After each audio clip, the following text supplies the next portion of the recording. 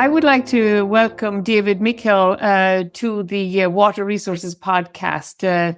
David is a senior fellow for water security with the Center for Strategic and International Studies, and his work is within the Global Food and Water Security Program at CSIS. And before joining CSIS, he was a senior researcher with the Environment of Peace in 2022 initiative at the Stockholm International Peace Research Institute, and prior to that, Transboundary Water Department with Stockholm International Water Institute to promote cooperative resources governance in major basins across Africa, Asia, and the Middle East. So terrific background, and really appreciate your taking the time today, David. Great to be here, Bridget. Thanks for having me. And today we're going to focus discussions on water and conflict and various aspects of that. And some of that will be, David will be presenting as a podcast called Hidden Depths Podcast as part of his CSIS work. And so I think it would be great if we start talking about that. But I guess before we start talking about the Hidden Depths work and the different episodes and stuff, maybe you could talk a little bit about CSIS and give the listeners some background on what the organization is and what they do and things like that. Sure. So the Center for Strategic and International Studies, CSIS, was founded in 1962. It's a bipartisan or nonpartisan nonprofit policy research organization dedicated to advancing practical ideas to address the world's greatest international and foreign policy challenges.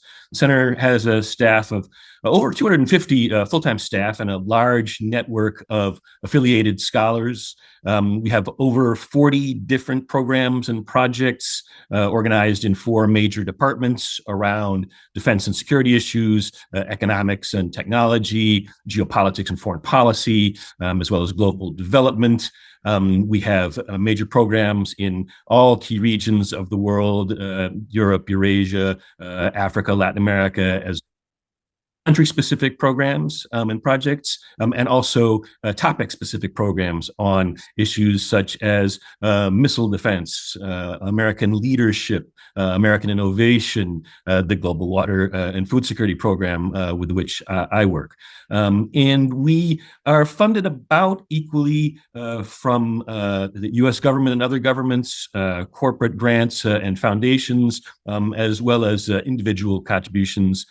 So we are a bipartisan or nonpartisan institution dedicated to examining the key international and foreign policy issues of the day. That's really fascinating. And so it's nice that you have that range of support and also staff. Are your staff mostly from the global north, or do you have a large representation in the global south, or are they mostly, you network more with the global south? Well, the institution, CSIS, we're based in Washington, D.C. We don't have any offices abroad, but we do partner with many institutions and researchers abroad in our affiliate network. Our home staff is international. We do have I'd say more than 20 different nationalities represented on the staff, but for the most part, from the global north. Across the institution, folks from all around the world. And a lot of interaction between the U.S. government and European Union and other governments. Would you say that's the biggest? It depends on the program area. So certainly the program on Russia, for example, has close connections with European institutions. But then, as you can imagine, the respective other area programs, such as Latin America or Africa, have close collaborations and partnerships with institutions and individuals in their respective regions. And then the global issue programs, such as global food and water security. We cooperate and have projects with the U.S. government, but also UN institutions, such as the UN Food and Agricultural Organization, and also with individual countries, Denmark, for example, depending on the area of research. Right. And so we're going to talk some about this Hidden Depths podcast. And my husband was at the library the other day, and one of the books he saw was Everybody Has a Podcast. I think he was trying to make fun of me. This podcast you will be airing soon, and the episodes cover water and conflict issues, and you described you've got a total of 6 episodes, and I think we'll start talking about the first one, which was the Russian invasion of Ukraine, and where you spoke with Peter Glick and some other people, and we had Peter on the podcast earlier. So maybe we would start talking about this episode of the thing on the water issues related to the Ukraine. Sure. Well, I am one of the people included in Now Everybody Has a Podcast that I've been working on water security and natural resource management issues for more than 20 years. And this is the first podcast that I've produced. And part of our reason for taking up this new media is that we wanted to be able to reach new audiences, to reach our existing audiences in new ways, and also to tell the story of water conflict challenges and water cooperation opportunities in a new format that, like you and I are doing right now, to engage in discussion, to bring in different experts and different viewpoints. So the Hidden Depths podcast is 6 episodes, you're saying. We talk to more than a dozen different experts, academics, policy analysts, journalists, and dig into different elements of water cooperation challenges and water conflict challenges and water cooperation opportunities. The first episode, as you mentioned, looks at the weaponization of water resources, that when we talk about water security issues and water conflict issues, it's important maybe to first define what we mean when we're examining water security, water conflict. Water managers, international organizations like the United Nations define water security as the capacity of a population to safeguard sustainable access to adequate quantities of acceptable quality water in order to sustain livelihoods, ensure human well-being and socioeconomic development, to provide protection against waterborne pollution, water-related disasters, and to preserve ecosystems and ecosystem services, all in a climate or an atmosphere of political stability and peace. So you could say that there are 4 pillars to water security: availability, access, water quality, and then governance or management institutions. But all of these aspects of water security, they are under increasing pressure from environmental strains, growing demands, rapid urbanization around the world, unsustainable management practices. So the Organization for Economic Cooperation and Development, for example, projects that global water withdrawals will climb 55% by the year 2050 over year 2000 levels. But already many major river basins around the world, groundwater aquifers, reached or surpassed the limits of their renewable resources. So one recent global assessment found that some 2 to 3 billion people today live in regions of the world where total net water withdrawals already outstrip the locally available renewable water supplies for up to half the year. And for 500 million people around the world, net demand already outpaces supply all year round. So there are rising pressures on global water resources. And many observers look at these projections, look at these numbers, and are concerned that where countries, communities share the same water resources, these rising pressures on those shared supplies could give way to increasing competition or tensions around decision-making, access to availability of those water resources. And this could feed into water-related conflicts.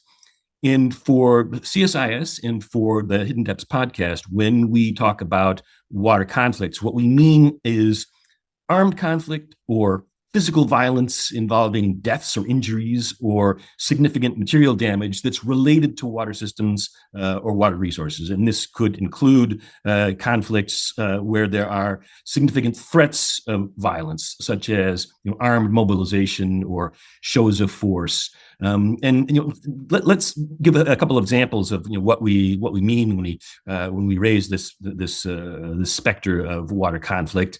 In recent years, there have been demonstrations across Western France where hundreds of people have been injured, clashing with police.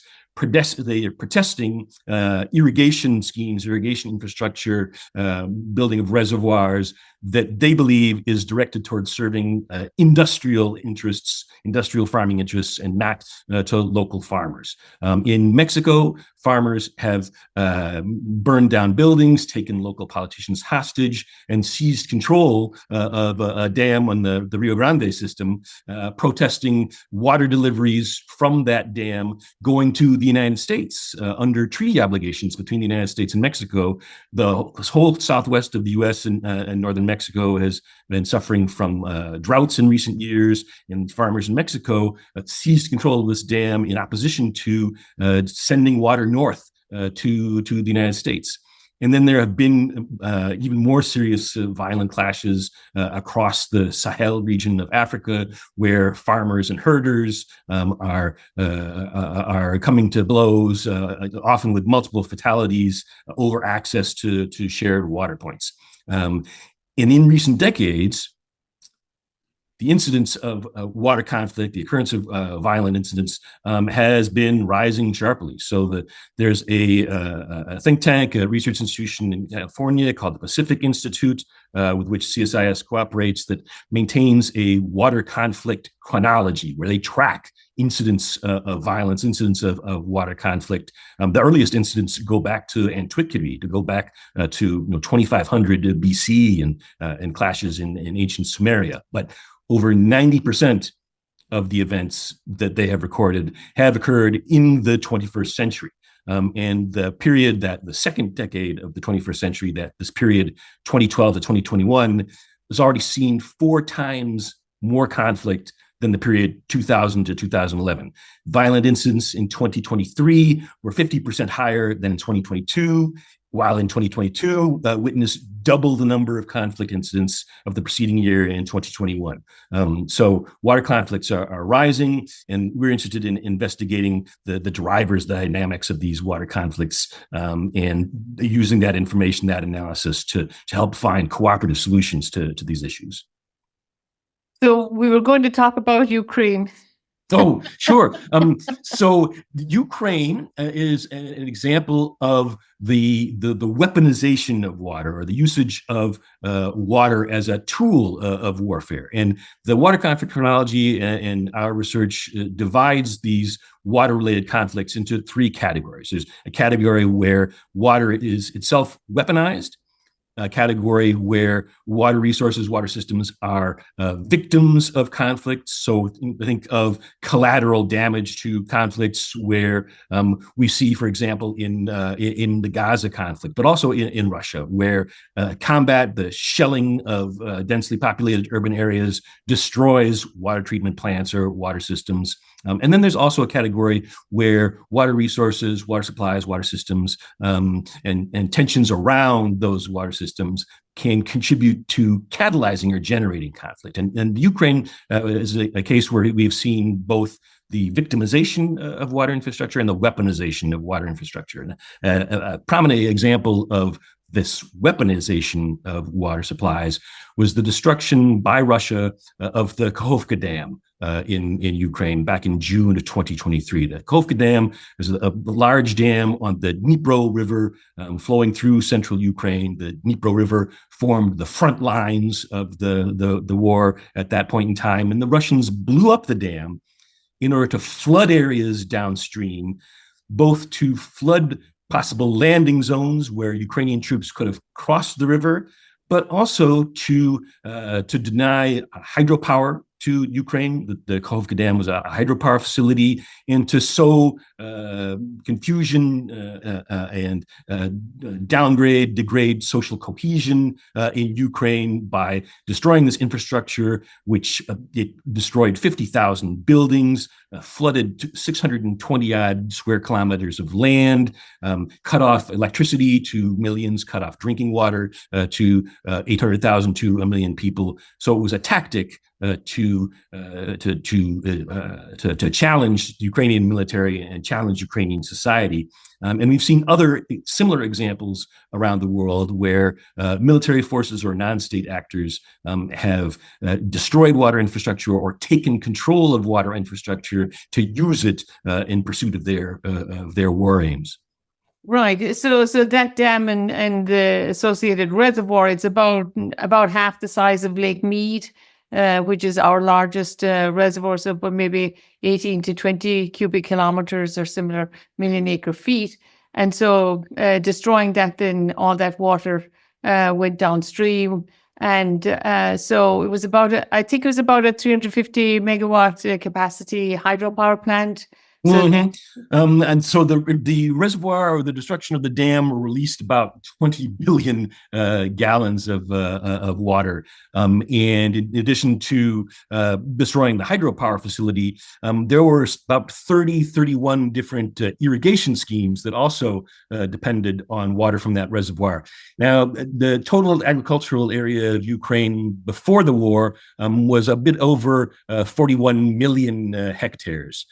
Of that agricultural land, only about 2.6 million hectares were irrigated, but irrigation schemes were particularly important to this region of Ukraine, a frontline region in the war, and to agricultural communities in that region. So in addition to the near term, the immediate damage of draining the reservoir, flooding territory, destruction of the hydropower facility, disruption of the electrical grid, there'll be significant damage to agricultural production in this part of Ukraine. And even after the end of the conflict, which we hope for someday, it will take years to rebuild this dam and to reestablish those irrigation schemes. So the economic, the agricultural damage is lasting, in addition to the ecological damage of having drained this reservoir and flooded areas downstream with sediment, with contaminants from the release of these floodwaters, et cetera.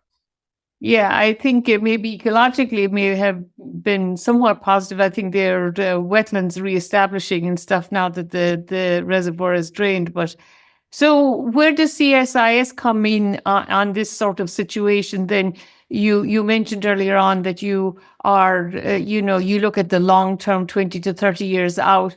Do you help Ukraine, or do you work with organizations that are trying to help with recovery, or do you just try to analyze the situation, or what do you do in your work?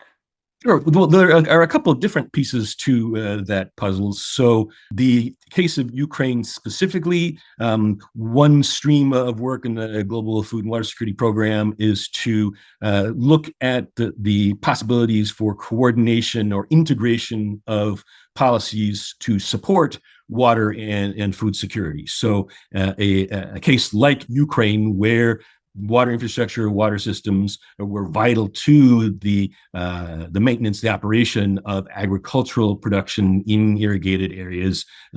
The post-conflict reconstruction of Ukraine, the revival of agricultural, agro-food systems in Ukraine will be key to the rebuilding of the Ukrainian society. So in the longer term, we will be looking at strategies and policies to resuscitate, to revive, and strengthen Ukrainian agricultural production in the longer term. But we're also looking at issues like the demining of agricultural land in Ukraine. The conflict has led to the creation of large swaths of territory where you have minefields, unexploded ordnance. And by the way, the destruction of the Kakhovka Dam and the flooding that resulted swept minefields downstream. So typically when an army lays a minefield, they map quite explicitly where those mines are placed, but then then when the flood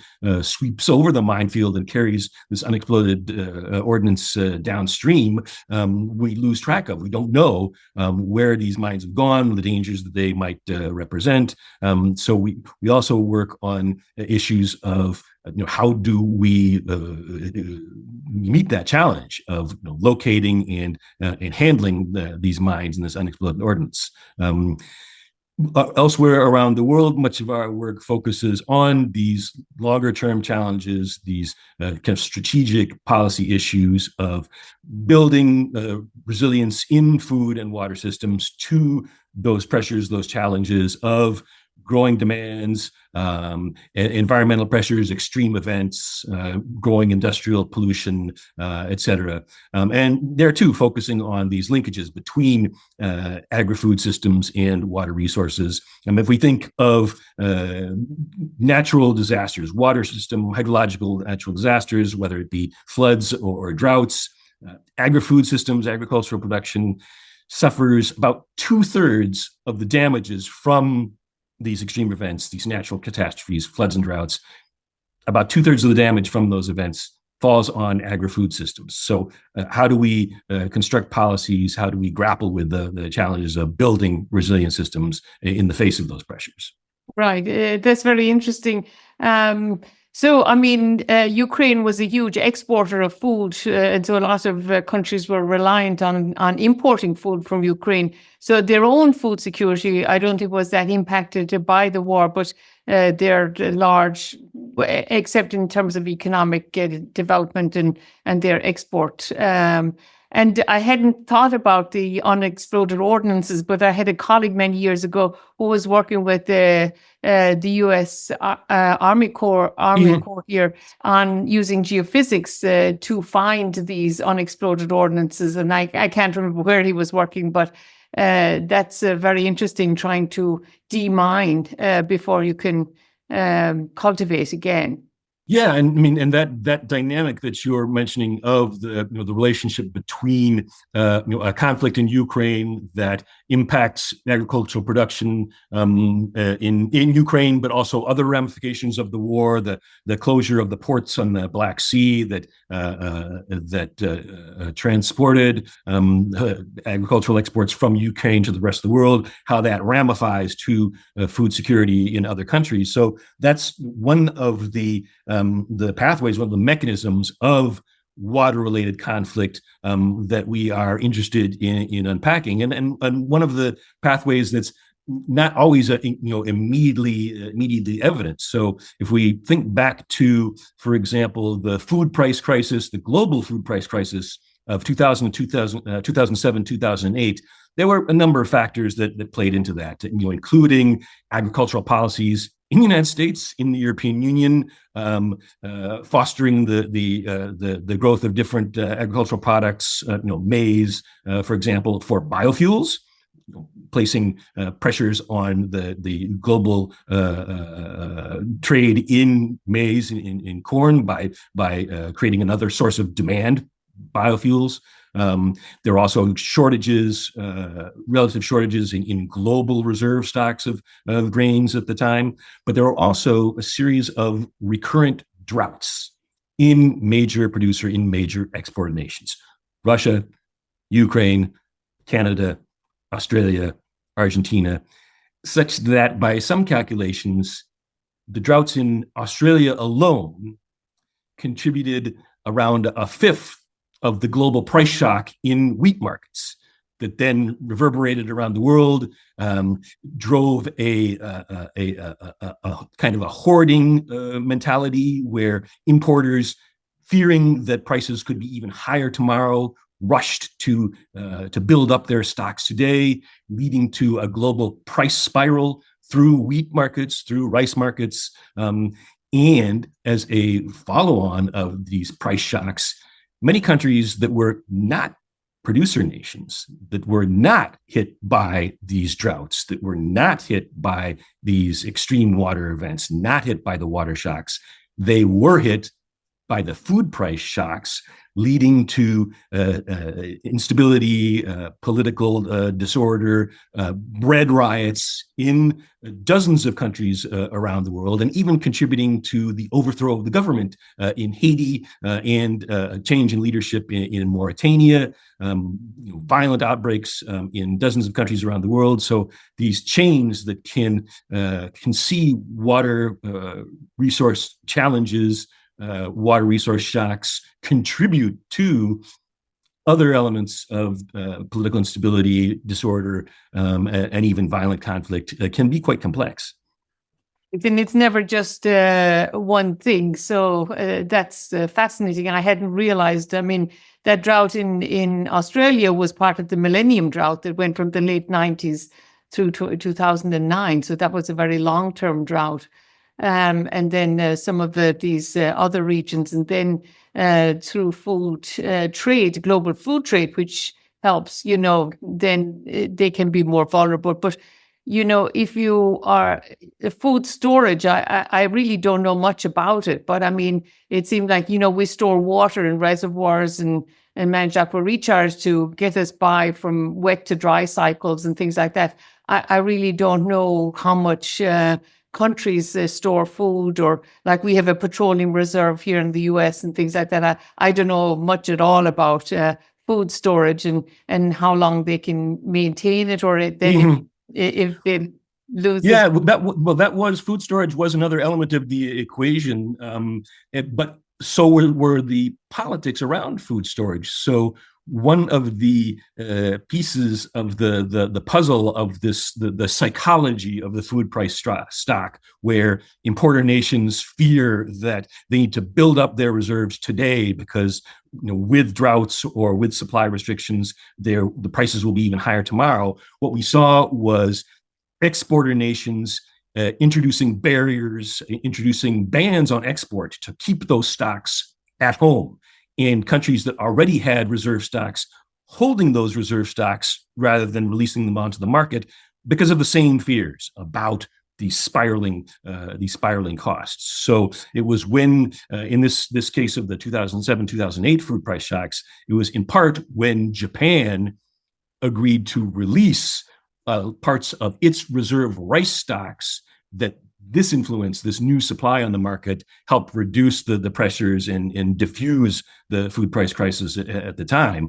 But it's an example of how the political decisions, the political choices can be as important a component of the conflict dynamics as the shortages of the physical resource itself. So that's one point that's that is borne out by the discussions that we had in our Hidden Depths podcast and in our research, is that the water conflict dynamics, water security challenges, they often revolve around policy choices in decision making and access to decision making, as much as they do around access to or availability of the physical resource itself. So management choices, they can in fact be part of creating the water security challenges. And one example of this is the building of water infrastructure, that a country upstream that may choose to build a dam on a shared river in order to increase its possibilities for irrigation and agricultural production, to increase water storage, as you were mentioning, to provide flood protection. And the country upstream builds that dam, countries downstream can worry that dam could alter water flows to them, changing the quantity, changing the quality, changing the seasonality. And so if we look around the world at places like the Nile River, where Ethiopia is building a large dam, the Grand Ethiopian Renaissance Dam, upstream from Egypt, the downstream country, Egypt worries about the impacts of that dam. If we look at the Indus in South Asia, Pakistan worries about Indian infrastructure upstream on that shared river, and likewise in the Mekong and other shared rivers around the world. So how we manage these resources is as much a part not only of formulating solutions, but can also be part of the dynamics that shape the potential water conflicts to begin with. Right. So it's not just a biophysical thing, it's a governance thing. And it's Exactly. And what you describe, about hoarding food and stuff like that. I mean, you see that in human behavior. If we have a cold front, the stores are full and the shelves are getting empty, and it could be nothing, just a psychology. Absolutely. Yeah. No, so we can all empathize. We're all familiar with that dynamic. Right, right. And I guess one of the examples that you talk about in the upcoming podcast is Myanmar and hydropower and the conflicts about reservoirs there. I wasn't really aware of that before, but I mean, I've also participated in some of the Mekong River Basin Commission discussions. Presentations and stuff, trying to have work together. Upstream, downstream, and things like that to manage things. But Myanmar was one of the areas that you covered, and I'm not very familiar with the situation there, but I guess it was a large reservoir that the people were that was being proposed for hydropower, and then the communities that would be flooded, and downstream fisheries and agriculture, opposing. Yeah. So Myanmar is really interesting because often when we think about the possibility for water wars or water conflict, we imagine countries or communities competing over scarce supplies. But Myanmar possesses abundant freshwater resources. According to the FAO, the UN Food and Agriculture Organization, Myanmar only uses for hydropower, for agriculture, for industrial and municipal needs. For all of its water needs, Myanmar only uses about 3% of its available renewable water supplies. So the government in Myanmar has long looked at the major rivers, the Irrawaddy, the Salween, crossing Myanmar as a source of potential hydropower opportunities. That experts estimate that the Myanmar's rivers, they command 100 gigawatts of unexploited hydropower. So the government in Myanmar sees this as a source of providing electricity to its own population, but also generating hydropower and selling it to neighboring countries, particularly China, so that Myanmar could be the battery of Southeast Asia. But the majority, more than 2/3 of Myanmar's hydropower capacity lies in regions in the north and the west that are populated by ethnic majorities. And since the independence of the country, there have been civil conflicts of ethnic insurgencies, various ethnic groups contending for power against the central government, and even vast areas of the country that are really effectively managed and controlled by these ethnic groups. So that when the central state sought to take control of these hydropower sites, to seize the land in order to build hydropower facilities, often contracting with China and Chinese companies to build these hydropower facilities and then sell the hydropower more to China than to local populations. These ethnic insurgent groups, these ethnic minorities, saw this as being not only excluded from decision-making, but the military expropriation of their own natural resources, of their own water resources. So when the military of Myanmar moved to take control of this territory, this gave way to armed clashes, and so explicitly that some of these armed groups actually they sent letters to the central government of Myanmar, telling them that although there was at that time in place a ceasefire agreement, they were telling the central government that if military forces moved to seize the land in order to begin building these hydropower sites, that could rupture the ceasefire and lead again to the outbreak of civil war. And that's exactly what happened in some cases. Was the military moved in, the ethnic forces resisted violently, and the ceasefire broke down. So there's long been an element of control of and decision-making around natural resources that's played into this long-running civil conflict in Myanmar. And it revolves in part around not water scarcity, but decision-making about how to develop, how to use, who has authority to make decisions about water resources in Myanmar. Right. Yeah, I hadn't been familiar with it at all. And so I guess Myanmar was formerly Burma, and then obtained That's right. independence in the 50s, late 40s, 48 Mhm. or something.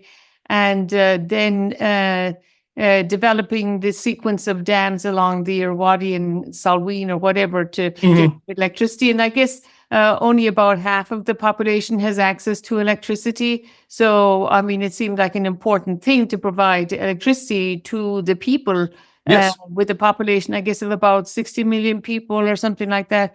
And then, as you say, also export electricity to neighboring countries. But then the optimal locations for these reservoirs then seem to be in conflict areas. And so then it just didn't work out. But I guess, do you think Ethiopia, similar situation, building the GERD, the Grand Ethiopian Renaissance Dam, they probably want to develop electricity and then export it to neighboring countries and things like that, you know, hydropower from the GERD. That's a very large reservoir also.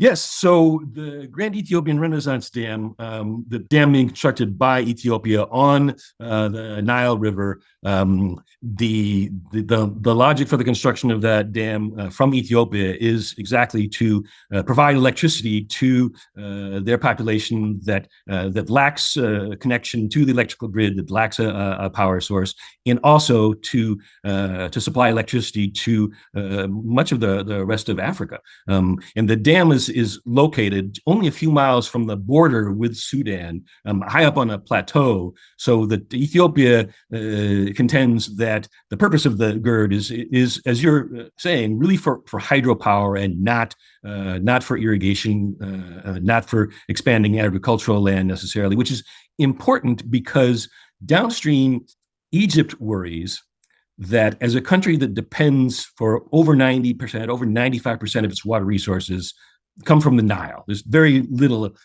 rainfall in Egypt. So Egypt is a child of the Nile. But the water in the Nile, over 80% of the flow in Egypt begins as rainfall in the Ethiopian plateau. So that Ethiopia were to construct a dam on the Nile between this upstream rainfall and downstream Egypt, Egypt worries that would give Ethiopia the possibility to regulate flows downstream and to withhold water from Egypt. So when Ethiopia argues that, in fact, the purpose of the GERD is to generate hydropower, what they're in effect saying is that, no, they will continue to want the Nile to flow through the dam because to generate hydropower, the water has to flow through the turbines. So that Ethiopia claims that it will not divert water from Egypt because the whole purpose of the dam is to generate hydropower. And yet the very possibility of these controlling the flow and the fact that it has taken some time as Ethiopia has filled the reservoir behind the dam, Egypt's concern was that this would delay or slow flows to Egypt downstream.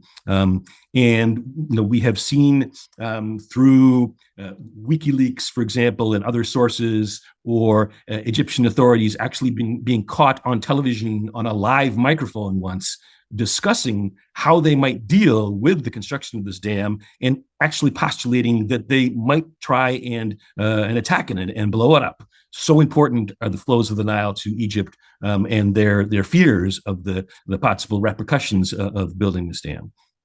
So basically what you're saying then, if Ethiopia says it's primarily for hydroelectricity, then it shouldn't impact the flow once they filled it. But do you, I mean, they have the potential to control it then by having the dam.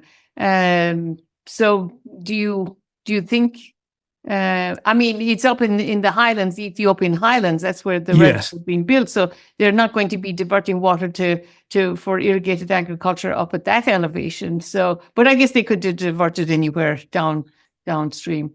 Well, there are a couple of pieces of this question. One is that between Ethiopia and Egypt lies Sudan, which hopes to use some of the water from the Nile to expand its own agricultural production. So although Ethiopia claims that it does not intend to use large portions of the water from the reservoir behind the Grand Ethiopian Renaissance Dam to irrigate its own territory, Sudan could take advantage of the management of water flows to increase its own agricultural production, which could impact flows to Egypt. Another part of the question is the possibilities of increasing drought years in the region and what policy choices Ethiopia would make about managing those hydropower operations, about storing water to ensure the continuity of those hydropower operations during drought years. So in a drought period, would Ethiopia reduce flows downstream in order to retain more water behind the dam in order to ensure that it could maintain operations of the hydropower by storing water today to release tomorrow through the turbines to meet the needs of the hydropower consumers. So there are multiple moving pieces to this puzzle. So as you talk about a lot of these things, then, you have to gather a lot of data and information. You have a network of groups and institutions that you interact with, but you also are you looking. So I know one of the people that you interviewed was the director or one of the directors of the World Resources Institute, which has a water, peace and security early warning tool. So maybe you can describe a little bit what data you rely on and how you come up with your ideas about what is going on and how you can, understand it better and help with situations. Right. So we spoke with Charlie Eisend, who's the Director of Freshwater Initiatives at the World Resources Institute. WRI has developed with some partner institutions in the Netherlands a water, peace, and security initiative that builds on a water resources dashboard, Aqueduct, that's been created by WRI, which projects water stress based on a number of drivers out to a few decades in the future, so out to 2030, out to 2040, and to use that data capacity and machine learning tools combined with other variables about governance, about the strength of institutions, about demand for water resources, in order to create a water conflict early warning system that looks anywhere from a couple of months into the future up to about a year in the future, and looking at weather patterns, looking at water usage, looking at water demands, project the potential strains on water resources, the impacts that this could have on food security, on livelihoods, and thereby gain some insight into the possibilities for emerging water conflicts. And in fact, this tool has been operational for a couple of years now, and so far, it correctly projects about 80% of water conflicts that do in fact occur.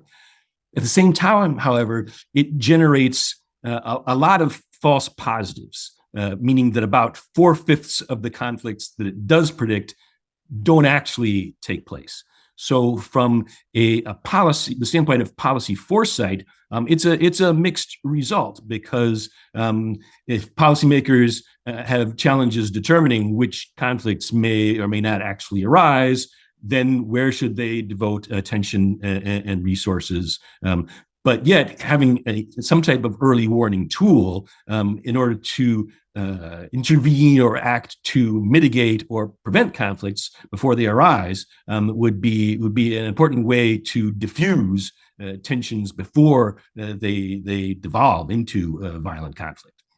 But I guess, David, there can be a trade-off there. So if you think it's going to happen and it doesn't happen, and you divert resources, economics or others, and that could be used for something else that may have been more important, or else industries might be considering developing in some regions, and then when they see this sort of thing, then they may consider not to go there and stuff. So Mhm. there are a lot of trade-offs then with putting out this sort of information. It's very complicated.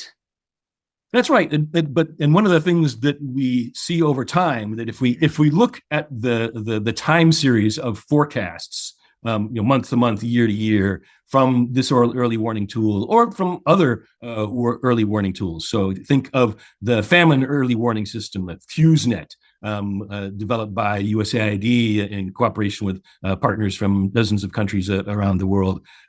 You see this often the same drivers contributing to the same tensions in the same hotspots over time. So there's a kind of a band of countries and regions where the possibilities for water tensions and water conflict are recurring.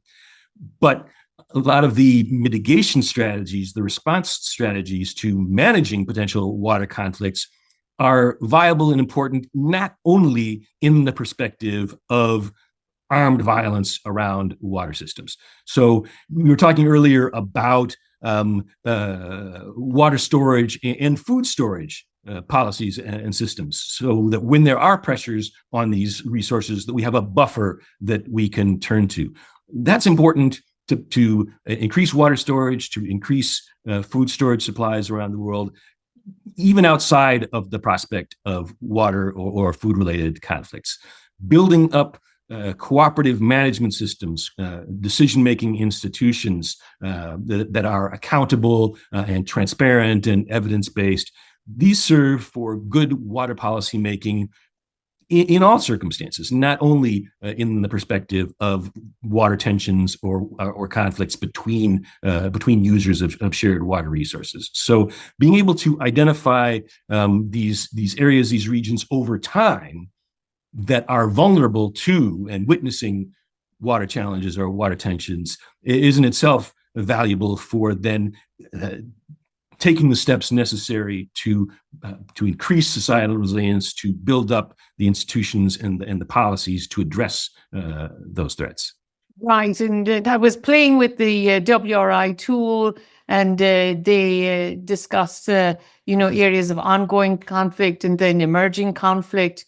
And then they also can overlay that with their drought data. And so this band, as you mentioned, across sub-Saharan Africa, the Sahel region, parts of Southern Africa, Southeast Yemen, and India and Pakistan and stuff. So there's a lot of overlap then with their drought map. And so these sorts of vulnerabilities. And as you mentioned, to be becoming more resilient and recognizing the co-benefits of having this anyway, it's like having a savings account, Yeah. whether you have a disaster coming or not.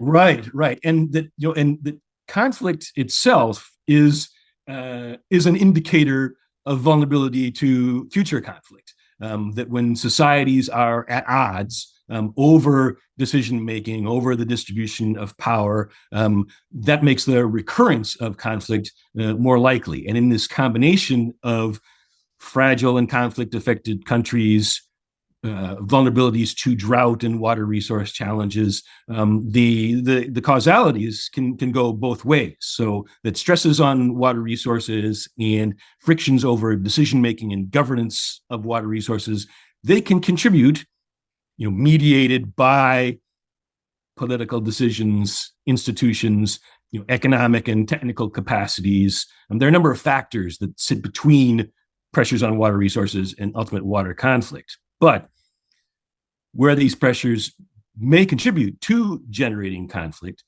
that those conflicts themselves can then degrade water resources, degrade water infrastructure, damage water systems, degrade social trust and cohesion, making it harder to solve those resource problems. If your water infrastructure has been destroyed, if elements of your society are at loggerheads over decision-making, over the distribution of power, then that makes it very difficult to resolve environmental challenges, so that we can see a kind of a downward spiral where fragility contributes to resource challenges. The inability to solve resource challenges contributes to fragility. So it's important to imagine ways to intervene in this cycle and to address both the natural resource challenges, to try and provide infrastructure and systems and management practices to use resources more efficiently, more effectively, more equitably,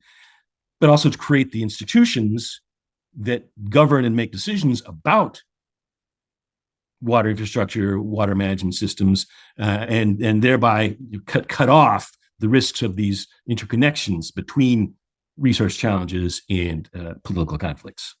Right. And so, David, when we spoke recently, one of the things that you pointed out that I hadn't realized was, you know how much effort goes into operating water systems and maintaining them. So it's not just if they get blasted, it's just maintaining operations and keeping them up to speed and everything. So when there is some sort of general conflict and everything, so a lot of that maybe goes out the window. And so then they gradually degrade. And so it's a positive feedback loop then that amplifies the situation and as you say, the downward spiral. So just maintaining operations. And when I was talking to somebody recently about Ukraine, they don't have the people. People are fighting wars. They don't have technical expertise. We forget about these basic things, that... Yeah, no, that's right. Whether it's in Ukraine or in Gaza or in Syria and Iraq, not only do we see the physical damage and destruction of hard water infrastructure, but just as you're saying, that the professionals that operate these systems, the people flee or are engaged in the fighting. You can't get the supplies of chemicals and material to maintain and upkeep the water systems. So it's not just the immediate conflict damage that degrades water systems. It's the whole dynamic of conflict on the infrastructure, but also on societies, on supply chains, et cetera, that destroy the water systems. And I think, we're thinking about the US, there's a lot of emphasis recently putting in funding to maintain water infrastructure and to upgrade it, because we haven't invested in it that much over the last several decades. So I think that's important. But you also mentioned some new issues with cybersecurity and stuff with the water utilities. Maybe you can describe that a little bit. And we talked about whether it'd be better to have a lot of decentralized small systems for treatment or wastewater or water treatment, or larger systems that had the capacity then to have up-to-date cybersecurity. Yeah, so the cybersecurity risks are actually in a way connected to this question that we were just discussing of the maintenance, operation, and upkeep of water systems. That cybersecurity risks are new risks to relatively new risks to water systems. That the water sector has come a little bit later to the application of data analytics, machine learning, AI, the digitalization of the sector relative to, think of the energy sector.